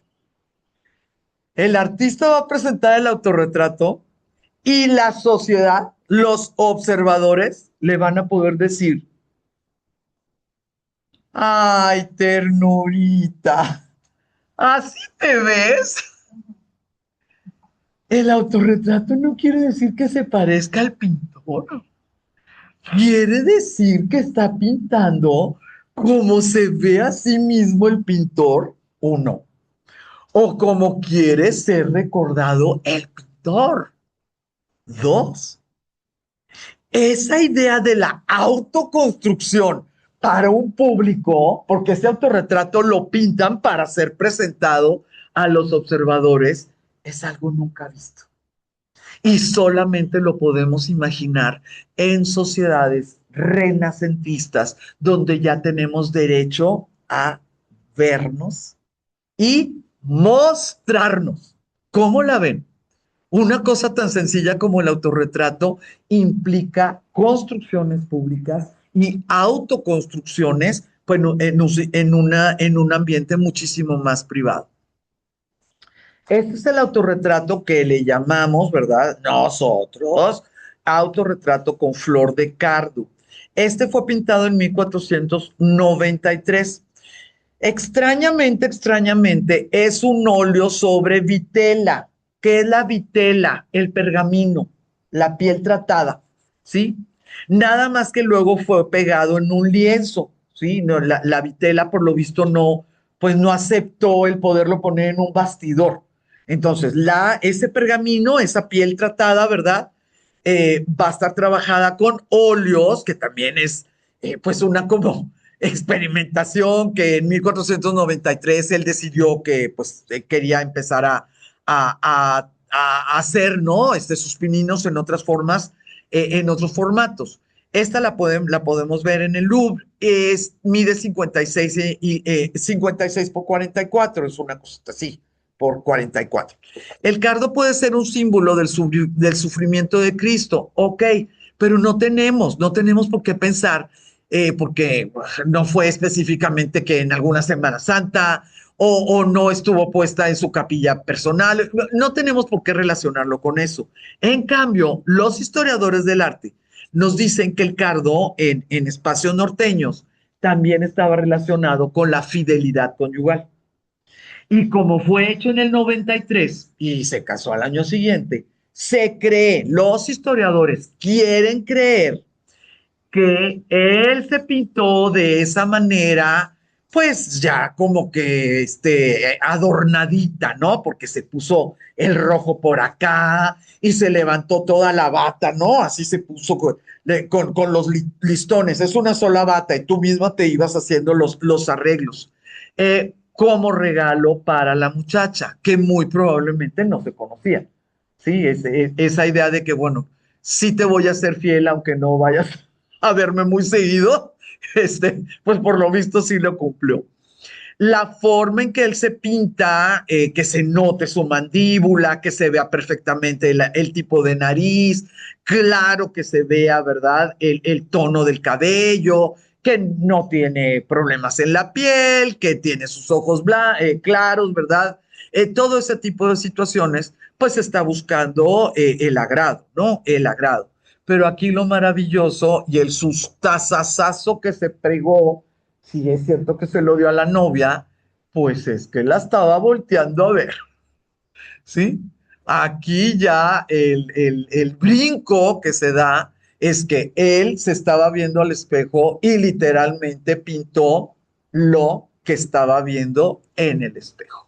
Eso es lo más diferente y el gran brinco que dio pues este artista al hacerlo. En la parte superior aparece la fecha, por eso sabemos perfectamente cuál es la fecha, y una inscripción. Si traducimos esa inscripción, dice, mi destino progresará según el orden supremo. ¿Saben qué quiso decir los historiadores del arte? No, tienen sus dudas, cada quien tiene sus hipótesis. Los historiadores del arte que quieren a Durero dicen, pues es que él creía en la divina providencia, ¿no? Él como buen cristiano, pues estaba tranquilo y le dio su destino, pues al plan mayor. A los que están convencidos de que Durero era un ególatra, por supuesto que dicen que él en 1893 se consideraba parte del plan divino Se consideraba el regalo que había hecho desde un principio el Ser Supremo, ¿verdad? Porque pues él iba en el progreso y en lo que iba cada vez más para arriba. ¿Cuál de las dos? Pues miren, yo no tendría manera, ¿no? De saber cuál. Este es el autorretrato más famoso de él. Está por todos lados, están en las enciclopedias, están pues obviamente en la tiendita de regalos, ¿verdad? Del Museo del Prado. Y esta obra se le llama Autorretrato con guantes. Esta se hizo en el 98, son 5 años después. Y lo que necesito es que se den cuenta cómo este hombre redefinió su estatus social, redefinió su estatus económico. El arreglo de sus rizos, que pues al parecer amaba, ¿verdad? Sus rizos. El que ya se hubiera sentido con derecho a utilizar la barba o pues no es piocha, porque sí le cubre toda la mandíbula, ¿no? Lo que es la barba. Él ya en ese momento ya se sentía adulto, muy probablemente, pues porque ya estaba casado y ya tenía un taller, ya era adulto en el sentido económico, ¿no? De una sociedad. Sigue siendo utilizando tabla, pero gracias a los óleos, este bárbaro en 1498 utilizó una docena de tonos de blanco. ¿Sí? Él dijo, con que hay muchos pintores que pintan muy bien los ojitos y las manitas y el pelito. Ok, no se preocupen, yo también lo puedo hacer, pero vamos a ver si ustedes pueden poner al 100% en naturaleza utilizando tonos de blanco. Entonces nosotros tenemos todas las opciones que ustedes quieran, dos o tres opciones de lo que es el gorro, ¿verdad? No es una solo, son como tres opciones de blanco. Vamos a tener un blanco muy, pero muy, muy específico en lo que es el ojo. Cada uno de los blancos, que son blancos que tiran a amarillo, son blancos que tiran a verde, pero siguen siendo blancos en su indumentaria. Y luego tenemos la pared, el marco de la ventana, la nieve, las nubes. Cada uno de esos tonos de blanco fue hecho presumiendo, ¿sí? El nivel técnico, porque pues ustedes se acordarán que ellos creaban sus pigmentos, ¿verdad? Ellos creaban con diferentes minerales las tonalidades y también los brillos. Él ya está con óleos, ¿sí? Él podía con veladuras tener diferentes brillos. Entonces, este autorretrato con guantes, pues sí es una cosa muy, pero muy, pues no sé, como tierna, en el cual dijo 1498, yo ya fui, regresé, ya se publicaron mis silografías del Apocalipsis, a mí ya me llegó el dinero, y estos guantes que cuestan lo mismo que tu casa, pues fíjate, aquí los tengo y hasta soy pintor, ¿sí? Por eso se llama autorretrato con guantes, porque se considera que la prenda más cara y que por eso quiso retratarla fueron esos guantes hechos a la medida de piel, tal vez de cervatillo, ¿no? De piel increíblemente suave.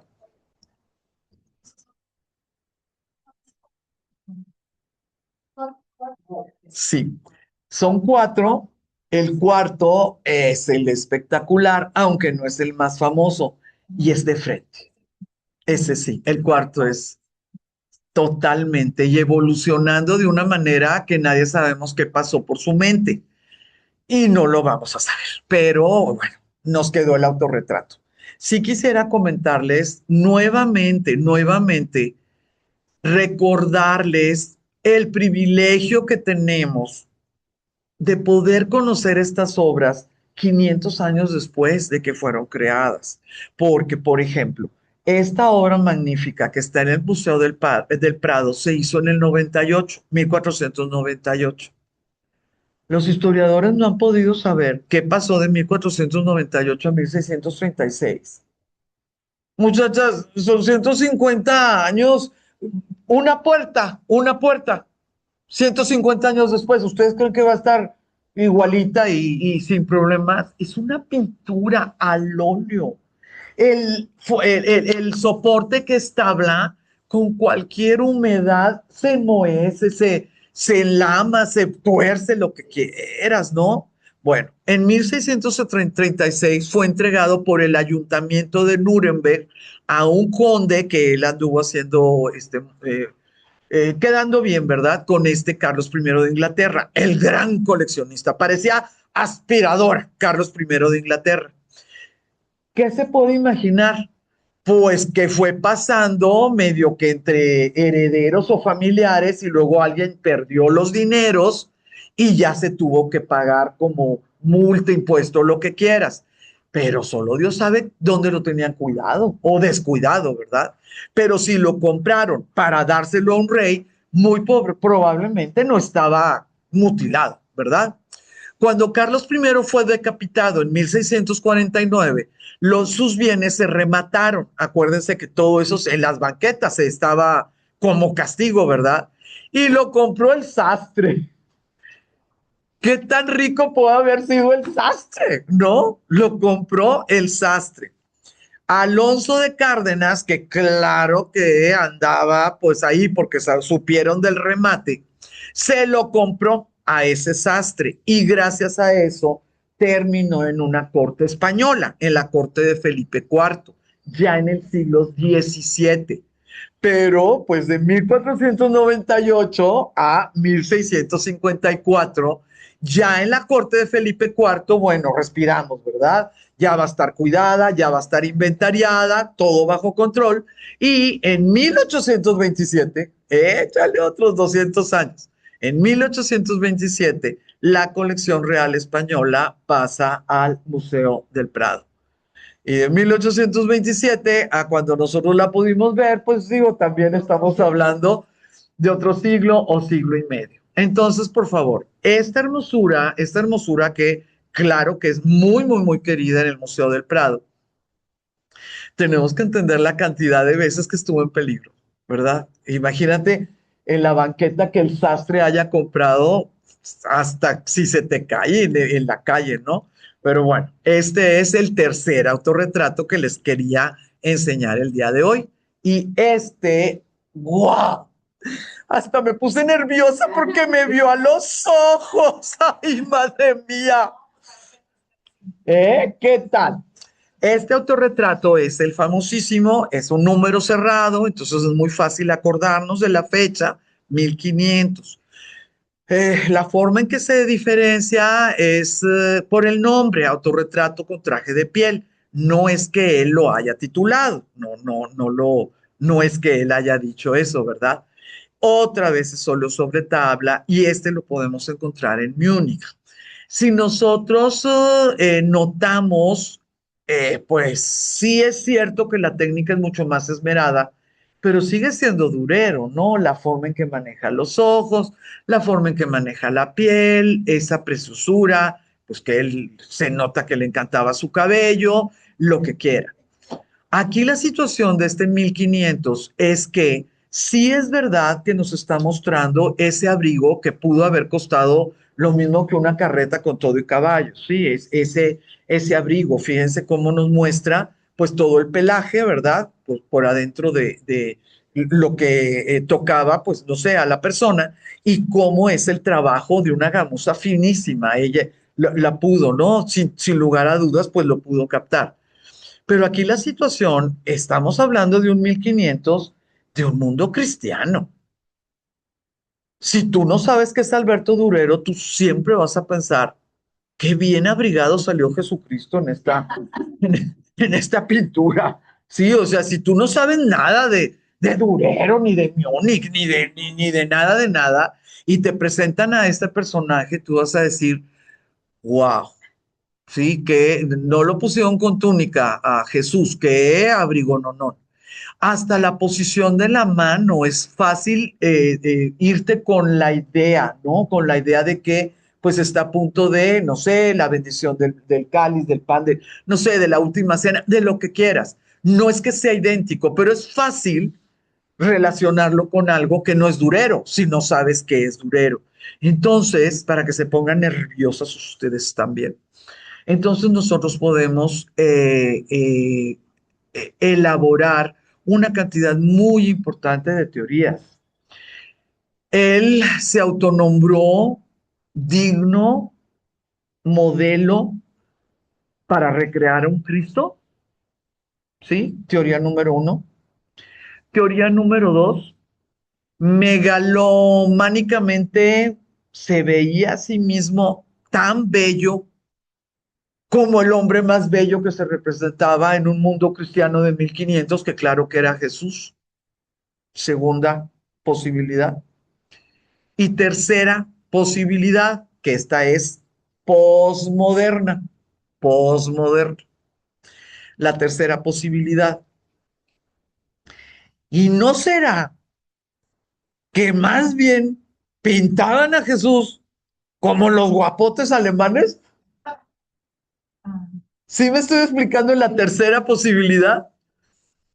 ¿Por qué tenemos que amacharnos a partir de la imagen de Jesús? ¿Por qué, si esto sucedió en el siglo XV, por qué no podemos pensar que así como este hombre pudo haber sido guapísimo, no lo sabemos, pues su primo, su vecino, su esto, su lo otro, pues era como que la misma genética, pues escogían ese tipo de facciones para poder crear a un Jesús hermoso, no judío, ¿verdad? Un Jesús hermoso dentro de un punto de vista eurocéntrico, ¿no? Entonces, pues yo les doy las tres opciones, no las conocemos. Yo lo que creo es que él se consideraba tan, pero tan exitoso, tan guapo a sus 29 años de edad, que él dijo, pues así soy. Ay, es que pareces Jesucristo. Sí, ¿verdad? Ya lo había notado. Eso es lo que creo yo, pero yo les doy las tres opciones porque los mismos historiadores, pues te dicen que nunca lo vas a saber, ¿verdad? Aquí están las facciones, el rostro, la serenidad, la seriedad. Es que es tremendo todo lo que él quiso demostrar, todo lo que él quiso expresar. Y me encontré, lo malo es que no encontré de dónde, o sea, el libro o el texto, de dónde surgió esto. Yo no es mío, es de un crítico de arte, pero ay, no encontré el librito, pero bueno, yo se los pongo aquí. Es muy inquietante, este autorretrato es muy inquietante y su misterio no se aclarará probablemente jamás. Durero se representa frontalmente como una especie de Cristo. Identificación del genio del artista con el genio creador divino, profesión de fe en el clasicismo del Renacimiento, monumento idealizado de su propia gloria, el problema sigue sin ser resuelto. Y la verdad no va a cambiar en nada la maravilla de sus autorretratos. Entonces, muchachones, todavía me quedan 15 minutos. Mire, ay, este grabado yo lo amo, lo tengo en postales, lo tengo en cuadernos, lo tengo en todo lo que se puedan imaginar. Esta postal se llama Melancolía. Bueno, él le puso ese rótulo y pues así pasa a la historia. Tiene muchas situaciones enigmáticas, misteriosas. Siempre alguien va a salir que descubrió una carta y que descubrió una nota y le van a dar otra explicación. Como todas son, pues, ganas de explicar, yo no les puedo dar una explicación, pero sí podemos ver ciertas cosas que llaman mucho la atención. En primer lugar, la robustez de este arcángel, la robustez, en contraste con el tipo de ropa y con la corona, ¿sí? La corona que tenemos de hoja muy fina o de florecita. Es una cosa muy especial. Número dos, esa robustez que parece que se le va a reventar la propia ropa. ¿Qué es lo que está haciendo ese arcángel? ¿Por qué está con ese ceño? ¿Por qué está en esa posición de enojo, de enfado, de aburrimiento? ¿Qué es lo que está haciendo? Luego, ¿en dónde está? ¿Sí? ¿En dónde está? Tenemos una escalera que tiene un problema muy importante de perspectiva. Si nosotros lo vemos de un lado, la escalera está sobre la pared. Si lo vemos del otro lado, la escalera está sobre el techo, pero del lado que no es el que estamos viendo. Tenemos un pedazo de un bloque de piedra con herramientas que nos da claramente, ¿verdad? La noción de que pues alguien está trabajando ese bloque. Pero la misma forma del bloque no nos da la menor idea de qué es lo que se va a querer, porque no tenemos más que unos cantos muy bien pulidos, pero esos cantos pues ni es plataforma, ni es columna, no lo sabemos, pero sí ese bloque ocupa pues una sexta parte del grabado. Otra de las cosas que llaman la atención, pues es la presencia de este mastín, ¿sí? Este mastín, este perro. Aquí lo tenemos, ¿verdad? Ah, sí, esto es un galgo. Dije mastín porque me equivoqué, disculpen. Es una primito de un galgo, ¿sí? Por eso está tan delgado, pero pues aquí tiene la cabeza, de que no es flaquencia, sino que es un tipo de raza en especial. Cuando nosotros vemos las herramientas de carpintero, dices, ok, estará hablando de San José, pero también vemos los clavos. Ay, ok, estará hablando de los instrumentos de la pasión de Jesús, pero también vemos, fíjense, se fijan que tiene como un cetro aquí, que tiene algo que está aquí. Ay, ¿de qué estaba? Este es un mensajero y está enojado porque no pudo entregar el mensaje. También vemos un pequeño querubincito, vean el tamaño de la alita hermosa, está llorando. También estamos viendo una balanza. A ver, él está viendo la injusticia y por esto esta balanza no tiene lo que, no, o sea, no está pesando algo. También estamos viendo un reloj de arena. El reloj de arena, pues en el mundo occidental, en el mundo también cristiano, lo que significa es el tiempo se come todo, ¿verdad? El tiempo no se detiene. Tenemos una campana, que esta campana alguien la puede tocar. Se fijan cómo el que la toca pues está por fuera. Y aquí tenemos lo que les llama muchísimo la atención a los historiadores. Es una cosa que se llama el cuadro mágico. Este cuadro mágico, déjenme ponérselos en grande, ay Dios mío. Este cuadro mágico es un cuadro, pues que en aquellos tiempos, no sé, le llamaba la atención a la gente, ¿verdad? Porque todas las sumas, todas las sumas te llevan a las mismas cantidades. Es este cuadro mágico. Y fíjense cómo no hay duda, pues, de los números y de el orden que tiene, etcétera. Y lo incluyó.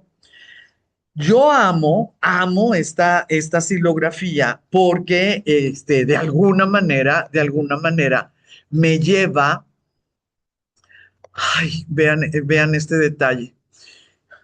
Cada puntito, cada rayita que ustedes están viendo ahí es un golpe de la herramienta de Durero para poder hacer para poder definir dónde iba a caer la tinta para el momento de la impresión, ¿sí? Entonces, si ustedes ven cada uno de estos puntos, cada uno de las rayas, cada una de lo que nosotros consideramos sombras y pliegues y todo, cada uno es un golpe de la herramienta de Durero en la placa de madera para poder lograr esto. Entonces, bueno, y además este ángel, digo, no soy tan irrespetuosa. No fue mi novio. No vayan a creer que llego a extremos, pero este ángel es espectacular, ¿sí? El detalle de su corona, el detalle, cómo logró en una carita de este tamaño el que quedara absolutamente limpio el blanco de los ojos para que nosotros pudiéramos darnos cuenta en primera vista la expresión o el sentimiento que está tratando de armar en lo que es, ¿verdad? Pues la composición de los rasgos y de la posición en este ángel. Entonces, este de melancolía, sí me gustaría, por favor, que siempre se acordaran, siempre se acordaran de Durero, porque es realmente complejo, pero además a los historiadores se les revuelve el estómago porque no han podido descubrir si se hizo para alguna secta masónica, si, ¿verdad? Por las herramientas, si se hizo para alguna sociedad secreta pitagórica por la relación con los números. No se ha podido saber nada de eso, ¿sí? Pero bueno, se sigue estudiando, se sigue estudiando. Quisiera mostrarles, tenemos 5 minutitos, lo podemos hacer muy, pero muy fácil. 5 años, porque bueno, estaba ya en eso, ¿verdad? 5 o 6 años después de su autorretrato, como pues con su abrigo de piel, y 8 años después de sus grabados del Apocalipsis, Durero estaba trabajando en un trabajo muy complejo, muy difícil, y le regaló al mundo esta obra que se llama Jesús entre los doctores.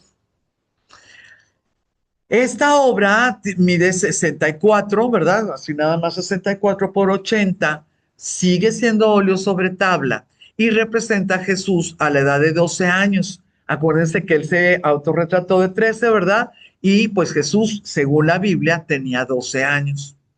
La forma en que él decide presentar a los doctores del templo es algo que ahí mismo, en otro momento, en otra ciudad, los hubieran quemado.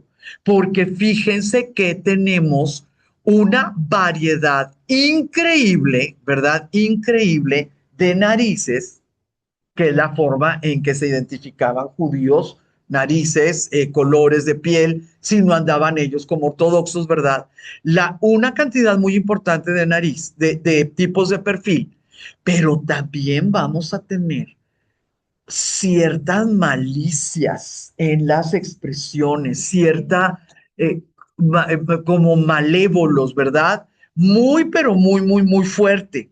Y una belleza muy femenina en el adolescente, ¿verdad? Entonces tenemos cosas que en ese tiempo podían haber llamado la atención, pero pues fue Durero y lo aceptaron. Tenemos grabados, tenemos bosquejos, tenemos todo, sí, porque Durero, como era mira, aquí están tus manos, como era tan famoso, él vendía lo que hiciera. Entonces, si hacía un óleo, también vendía los bosquejos y también hacía grabados y lo que ustedes quieran y manden. Entonces, aquí tenemos no tan femenino, ¿verdad? Ustedes lo pueden notar, pero era como parte de ese óleo y también tenemos el detalle preciosísimo del manejo de las manos cuando Jesús pues les está nombrando ciertas leyes o ciertos datos. Vean qué cosa tan hermosísima estos bosquejos. En una sola hoja, ¿no? Bosqueje y bosqueje y dos posiciones. Tenemos su firma, tenemos el año, claro que sí, pero el secreto, y con esto termino.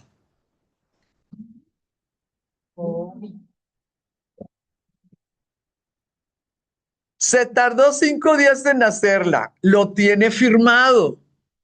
Ahí está, ¿sí? Pero muchachas, lo que a mí me encanta, y claro que me muero de la risa cuando ya vi que todas ustedes dijeron, "Ah", entonces me encanta esa situación. Les voy a enseñar la otra pieza en la que estaba ocupada. Y cuando la vean, van a ver por qué me encanta platicarles. Porque pues hizo esta en 5 días, pues yo creo que para desaburrirse, ¿no? O ¿por qué? Les voy a enseñar en la que estaba trabajando. Guau, no.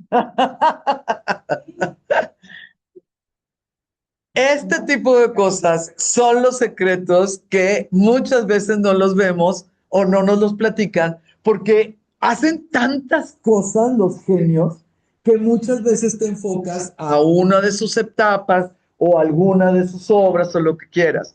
Pero cuando ya las unimos todas, gracias a que ustedes dedican 2 horas a esta clase, yo creo que salimos admirando mucho más, ¿verdad? A estos talentos.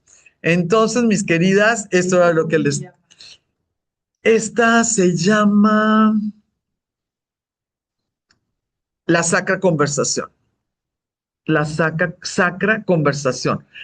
No porque estén conversando, sino porque es un tipo, como decir la crucifixión, el descendimiento, lo que quieras, es un tipo de obra, donde está la Virgen y existen santos que se supone que tú sabes lo que pudieran estar diciendo, ¿no? En aquellos tiempos andaban con los dogmas de la Inmaculada, andaban con pendientitos, entonces saca conversación. Pero bueno, es hermosísimo, ¿no? Es hermosísimo, complicadísimo y todo lo habido y por haber.